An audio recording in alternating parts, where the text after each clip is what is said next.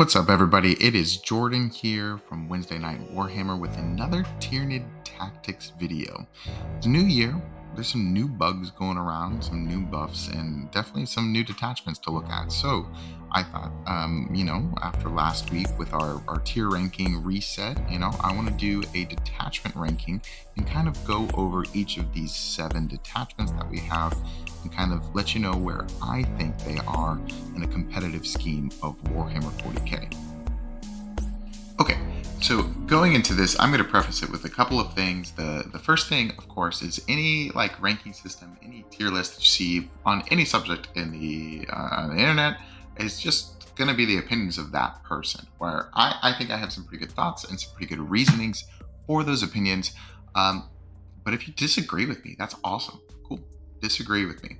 And moving into this, like the tier nets, besides the top and bottom detachment that I'm very confident in placing those detachments where they are. Everything else can be argued. But I feel like I have some good thought in placing the other 5 detachments where they are. But like every detachment is good for the Tyranids. Besides maybe the bottom detachment, I'll talk about that very soon. We're in a good spot with our detachment variety, and really Tyranids offer phenomenal options in terms of units that can be played, as well as styles that can be played within those detachments. And last but not least, in this little short preface, if you don't agree with me, tell me why. I would love to know. Post it in the comments, of course, after you like and subscribe. But yeah, tell me why, and let's have a conversation in the comments as to where you would place these detachments.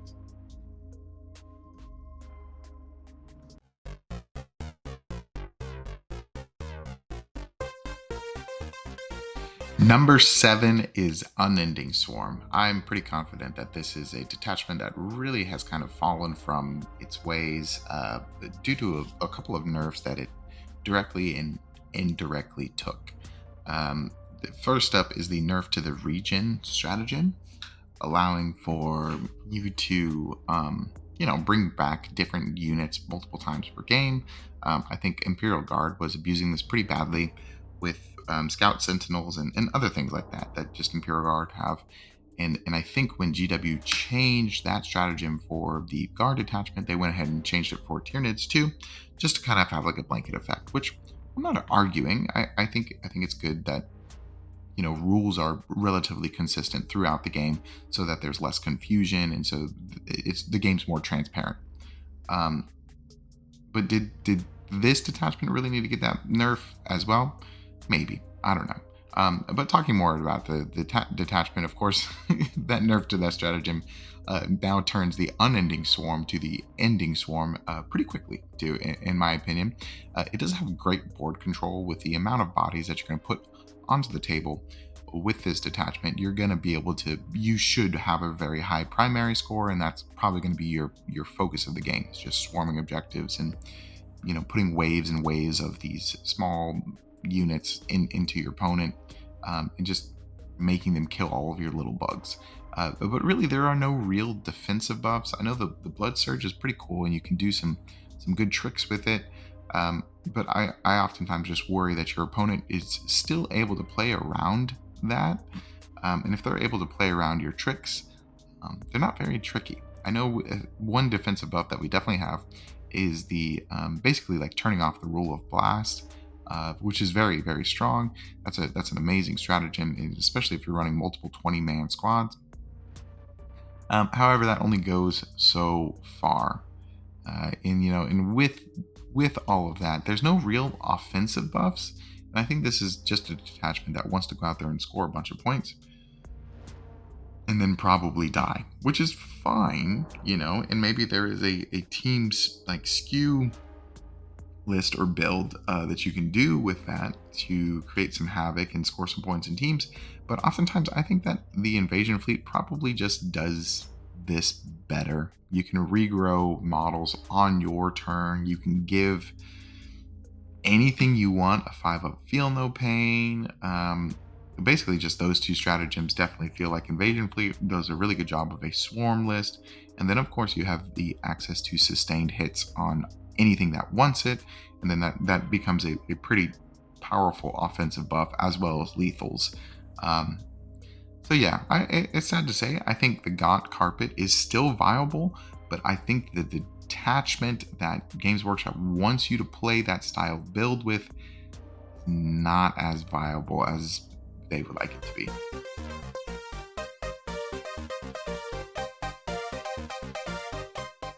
Number 6 is the Warrior Bioform Onslaught.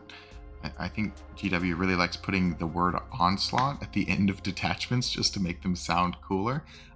I think this detachment could be good. And I'm going to be saying that a lot in the rest of this video because, you know, the next like 5 slots are pretty competitive detachments. I think if you play them right and if you know what you're doing basically. And that's, I think this was a perfect grot miss calendar detachment because it's good, it's playable, it offers for a different flavor of the game, but it's not immediately going to break the game in any way. But talking more about this detachment, it's good, it's fine. OC3 and a 5-up invuln on your Tyranid warrior units is very strong. I'm not gonna deny that. But it's kind of like mostly defensive buffs on the warriors with the 5-up invuln, um, and the OC3. I guess is not a defensive buff, but I really feel like it is focusing too much on the 5-up invuln, and then I think like -1 to wound with that stratagem, and it's not really giving too many offensive buffs. And for me, at least, I'm not trying to be tanky with my warriors, and I know there's a possibility where you can stack some stuff. In fact, I really like Venom Thropes in this detachment to help with -1 to hit and possible cover as well. And then you stack that with a -1 to wound stratagem. You could get some tanky warriors. However, the way I play warriors, and check out my unit spotlight if you haven't already, the way I play warriors is just kind of like this really strong, efficient trade up machine where I'm going to be killing units that cost more or do more than Tyranid warriors, and I think Tyranid warriors do a great job of that. The detachment does have interesting synergy between non-warrior units and warrior units. Like one of my favorite stratagems is the stratagem that allows for +2 strength to any ranged gun. And then it also gives +1 strength in melee to the melee warriors or regular or ranged warriors too. But like +2 strength to a Maliceptor gives it strength 12, which is very, very good. And I love Maliceptors in this detachment as well because -1 to hit on warriors is pretty strong. So it's interesting. So it's providing stratagems that do support the Tyranid warriors, like regrowing onto the point, and it is also buffing other units as well. It does. I think it does a good job of doing that. But however, there's a certain gray area where if you're trying to be too middle ground, then I think you lean away from supporting the units that are actually supposed to be, what the detachment is about. And that brings me to my next bullet point is a possible skew which you can run like, I don't know, something ridiculous like 72 warriors or something, and that's a list. But it actually probably is best as a combined arms with like the list that I played a while back on stream against Death Guard was like 18 melee warriors and then 6 ranged warriors and then just Tyranid monsters to support, and it was actually very, very strong. It was a great game. But I'm not quite sure if that's what Games Workshop was going with this detachment. It is interesting to play, and it was cool to have that many warriors on the battlefield. I hadn't had that since the terrible days of 9th edition with Leviathan, but it was good. And one last point that I want to point out where I think this detachment is actually probably one of the best Tyranid detachments for 1,000 point games. If you're interested in playing 1,000 point games, I think Tyranid warriors actually do a really good job of playing 1,000 points because they're not super durable, but they do trade up very, very well. And I think it can offer some very, very interesting style of play within that point range.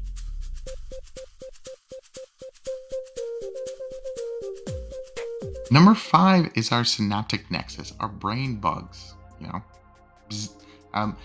I really like this detachment, and I'm gonna do my best to not say that about every single detachment we see next. But I think this is a good detachment.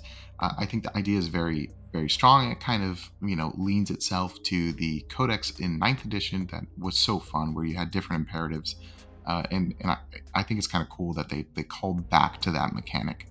However, I think they kind of missed the mark, um, because the imperatives are reasonable. Yes, you get a 5 up invuln, you get +1 to advance and charge, and then you get +1 to your melee attacks. The +1 to your melee attacks works pretty well with Tyranid Warriors. How oftentimes I'm not running Tyranid Warriors in Synaptic Nexus, maybe as like a one small squad, but the +1 to advance and charge is okay, but the detachment doesn't really give access to advance and charge, which I feel like you would get the most benefit of, and it would be pretty. No, I feel like that's a pretty standard thing to think. If you get +1 to advance and charge some part of the detachment, then a stratagem or enhancement hopefully would let you then advance and charge. So it's not quite there. 5 of Benform is great. I think that's really good. I think that's great. Imperative. Put it on Tyranid Warriors, and with the stratagem to recur it, it's great. I'm not going to have any qualms with that. However, goaded to slaughter, the imperative was +1 to melee, where I really do feel like this is a shooting detachment. I mean, if your Maleceptor is getting +1 to hit melee, it's okay. It's not the best. I mean, if Tyranid Warriors are getting +1 to hit in melee, I really think that's where it's going. I think that's great. I think that's doing really well. However, they're just kind of clunky in Synaptic Nexus, and I feel like a lot of the synergies kind of come from the powerful stratagems themselves, as opposed to the imperatives. And those stratagems, like Irresistible Will, Fallback, Shoot, and Charge, and those, I really feel like those kind of lean towards a shooting castle and some kind of powerful shooting unit, like with a couple Tyranifexes, some Zoanthropes, and Maleceptors. I really think that's where the detachment wants to go. So if a third of your main point of the detachment doesn't really function for what your army's game plan is, that can be kind of tough. So that's kind of where I land a little lukewarm on Synaptic Nexus. I still think it's really fun. I still think it's really strong. I just don't think we're able to use our best units and still benefit fully from every single imperative in the detachment.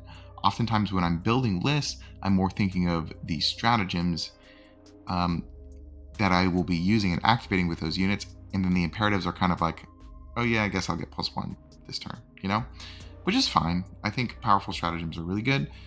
Just like fall back and do stuff is definitely a need in Tyranids, and this is one of the only access that we have to it. So I think it's great that it's included. However, if we had powerful stratagems and then a detachment rules that kind of function just a little bit stronger with what the army wants to do, I think this detachment would be run a whole lot more. Last but finally not least, good Synaptic units are expensive. So then it maybe twists your list to be very elite, and then you oftentimes run out of space for those units like the Tyranid Warriors that can really benefit from those different imperatives. Because like in this detachment, I often want to run 2 Maleceptors, I want to run Zoanthropes, and I do want to run Tyranifexes just because I think Irresistible Will is such a strong combo with them. And then once you create that core with a couple of Exocrines as well, you're pretty much out of points, at that point. So it can be tough, but let me know what you think about Synaptic Nexus, if it should be a little bit higher. Right now for me, I just think the imperatives need a little bit more work or more benefit in order to really bump this detachment to where it could go.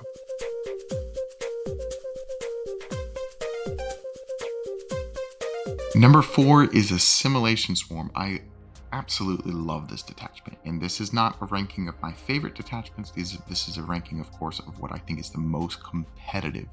But this is my favorite detachment to play right now. I really think the new data slate with the huge buff to just saying you can just feed the swarm even if you're not on an objective. I think that's phenomenal, and it really breathes a whole bunch of life and a whole bunch of play style into Assimilation Swarm. In addition, the Assimilator now being a harvester unit definitely gives more options in list building for the detachment. He can just heal himself every single turn, and that seems pretty good. That's not bad at all. Do I think he's a staple for the detachment? Probably not. I think he's good. I just don't think he is a hardcore. You absolutely have to play the assimilator. I think he's an interesting choice, and still probably needs some play testing. But the list might boil down to he's probably maybe not the best choice. Who knows? We'll find out. Uh, I like this detachment because it forces your opponents into hard or bad decisions. And what I mean by that is it often is like what I feel like we use assimilation swarm for is you kind of like send everything out once. Because the idea is if your opponent doesn't kill, you know, each unit completely outright, it's going to regrow and have more efficiency than your opponent is probably going to have, because you'll be able to just regrow into points, regrow units, and then just be able to attack back, hopefully harder than what your opponent committed and hit you with. So it can oftentimes make your opponent split fire or split their forces in a way where they try to tackle multiple units at once. If one or two of those units fails to kill the unit that's matched up with, well, on your turn you're going to regrow stuff, you're going to heal stuff, and you're going to just be able to hit back way harder. And that is definitely a kind of playstyle that I really enjoy doing. In addition, it has some of the strongest combos in the codex, mostly from the enhancements. The fight first high tyrant with 6 tyrant guard is just disgusting. And I love playing that. It is really, really good. You can heroically intervene for free and then fights first. And it's just a really bad time for your opponent for a giant brick of tyrant guard to just be somewhere where they can't really be interacted with. So this is definitely really good. In addition, the enhancement, I think it's parasitic biomorphology. I think that's what it is, which allows for +1 strength to the bearer's unit. And then if you kill something near a harvester unit, and an additional +1 attacks. So you can have strength 6 gene stealers with possibly 5 attacks. That's absurd. That is incredible. So that's pretty much going to blend almost anything in the entire game, and that is definitely a huge combo for the Tyranids to have access to. It provides a huge damage check for your opponent. Going back to having your opponent make bad decisions, a huge damage check really allows for that to happen. So it does a great job at bringing this wall of bugs that are eating each other and regrowing. It's very, very cool. If you want to hear me talk more about Assimilation Swarm and probably any of these other detachments as well, I've created a detachment review on it very recently after the changes. So go check out that video if you're interested in hearing more ins and outs and synergies and how to play the detachment. I'm pretty proud of that video. I think it did a pretty good job of explaining kind of my thought process. But last but not least, this detachment's very fun. If you haven't played it, give it a go. It's a whole lot of fun, and there's a lot of moving parts, and it always seems like a joy to play, honestly. Take a look at it.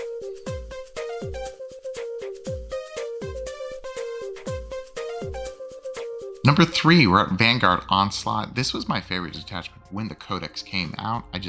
I really like the aesthetic and the idea of a bunch of lictors and gene stealers. I don't know what it is. I like the little tentacle faces, the mind flayer-esque kind of dudes. It's a very cool detachment. Advance and charge is huge. Fallback and charge on everything is also huge as well. And there's so many tricks. You have the ball lock yo-yos. My army list review chat always loves Molochs for some reason.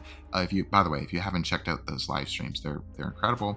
Every Monday, hopefully, 4:30 p.m. Eastern Standard Time, I review army list from the community. It's a great time. Check it out and see why chat is crazy about the Molochs.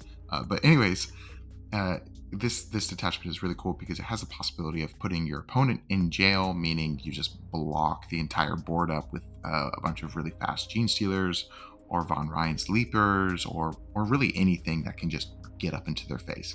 Probably those two first, Gene Stealers and Von Ryan's Leapers. And it can really just be a landslide game if you connect in an appropriate way. However, there are some things that kind of, I feel like, made the detachment fall just a little bit from before. The lone op nerf, it hit the detachment a little bit. You used to be able to lone op your Gene Stealers and your Warriors and everything like that. only 12 inches away, and I think 18 inches is still strong. However, I do believe that that becomes a point where your opponent can play around it and actually activate into your things that you probably don't want your opponent to be able to activate into. So it is harder to plan around your opponent not being able to shoot your squiggly guys as it was before.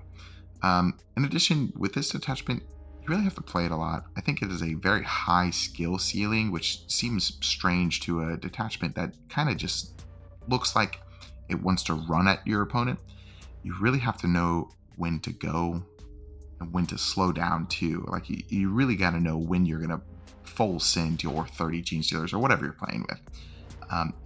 Because if those Gene Stealers or any units that you're running out there bounce, and they can bounce in this detachment, it's really bad because all of those units that you will be using to, initiate really early on, they're not incredibly durable. Gene Stealers I think do an okay job at being durable. However, they will die. Same with Tyranid Warriors and same with Von Ryan's Leapers. So when you commit, you have to make sure that you're going to commit in a way where you're going to kill and you're going to be on the upside of a trade. And being able to kind of measure that a couple of turns in advance is tough to plan. And I think that's where the detachment kind of has a hard time, or the play style of the detachment has a hard time. You really need to know the ins and outs of the detachment. And last but not least, there's no huge real offensive buffs. Like I guess you can argue advance and charge is a huge offensive buff, just like being able to get into combat in the first place is a buff in itself. And but besides that, and surprise assault, it's really not. It doesn't really allow for your units to hit overly hard. So you're really kind of relying on datasheet profiles that are okay. I think Gene Stealers are good. I think Tyranid Warriors are good, especially with surprise assault. However, they just don't. Sometimes they can bounce in times where you really don't want them to, and it can lead for maybe the game's over for you because your go turn just kind of bounced, and that can lead to some disappointing gameplay as well as disappointing placements in tournaments, I think. But yeah, so third spot, Vanguard, Onslaught.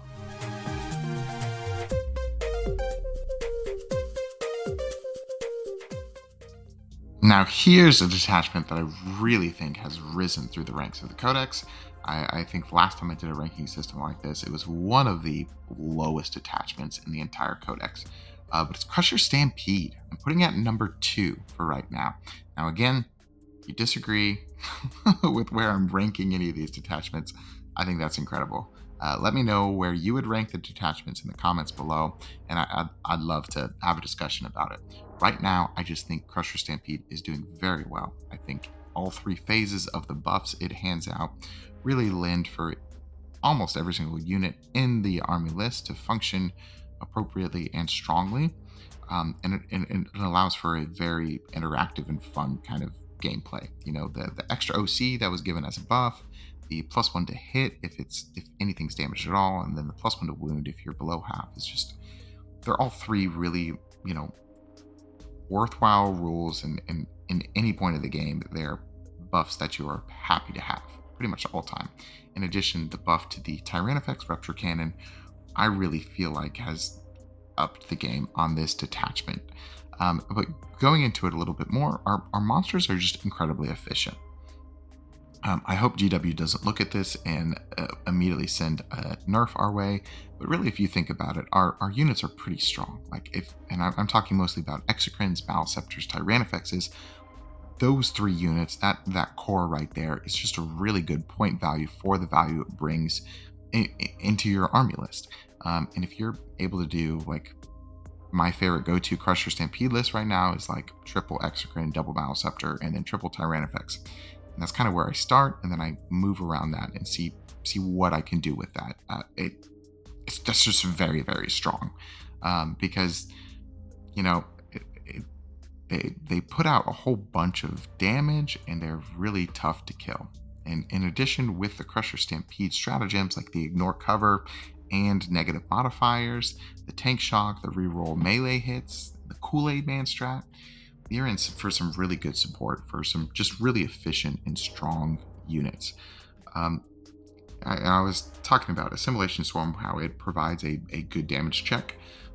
Crusher Stampede does that like tenfold, honestly, because if you send 3 Tyrannofexes out, a couple Maliceptors, and Exocrines shooting down the range, that's going to be really, really tough for your opponent to clear, and it's probably going to be easy for you to hit back in a way where it's good for you and probably not the best for your opponent. Um, so yeah, damage check there with a bunch of monsters is amazing.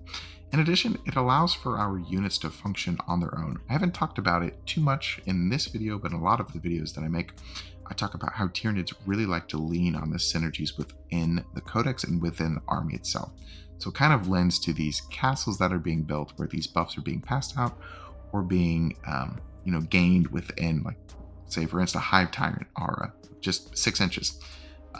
With this detachment, all of your units are going to be strong because you send them out, they're going to have really high OC.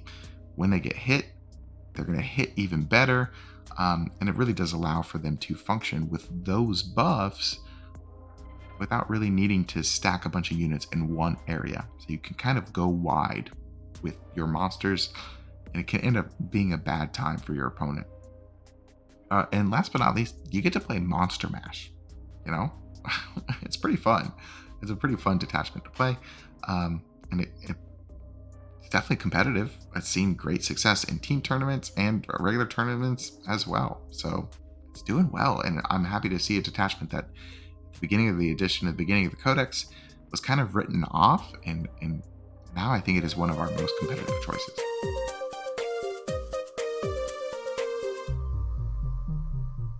Yes, of course, the best detachment is subscribing to Wednesday Night Warhammer. I'm sorry I had to do that. I do it every time. If you're watching, you know it's coming. Sorry. But just a real quick review if you're new to the channel, we do Tyranid list review shows every Monday. I spoke about it a little bit before. If you want me to take a look at your Tyranid list, go to our community page on our channel itself. I've created a post there. Copy and paste your army list, and I will get around to it when I get around to it. I think we're in about a 3-week queue right now. However, if you are interested in hearing my thoughts a little bit earlier, maybe you have a tournament that's coming up pretty soon, consider supporting us by being a member. And then your priority of list review gets bumped up, and normally I'm able to, get those lists reviewed at the very next army list show. Still like to split it a little bit of members and then a little bit of non-members just to spread the love a little bit. But if you are supporting us, then I'd love to support you a little bit. In addition, the namesake of the channel, Wednesday Night Warhammer, we do fun shenanigans and battle reports every single Wednesday night around 5:30 p.m. Eastern Standard Time. It's a really fun time. Come check us out. We also do giveaways. Head to our Discord if you are interested in joining a giveaway. Most recently, we gave away an Imperial Knights Battle Force box. It happened last Wednesday, so it's a great time. Head into our Discord, which should be in the link in the description below, to join, and then take a look at some really cool, giveaways and really cool community as well. It's 2025, but we did reach our previous goal of 3,000 subscribers. So thank you so much. And holy guacamole, we're at 4,000 subscribers, knocking on the door of 5,000. If you'd like to join us in this really cool, journey of great battle reports and Tyranid tactics, come on in and subscribe.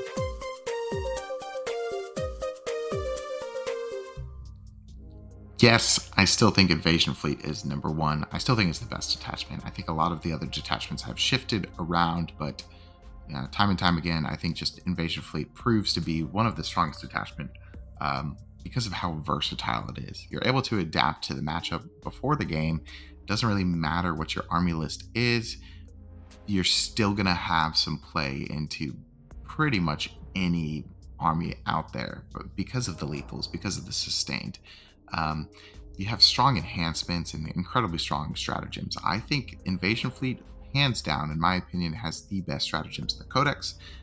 Every single one of them, except for one, is very, very strong. You have the 5-up, Feel No Pain.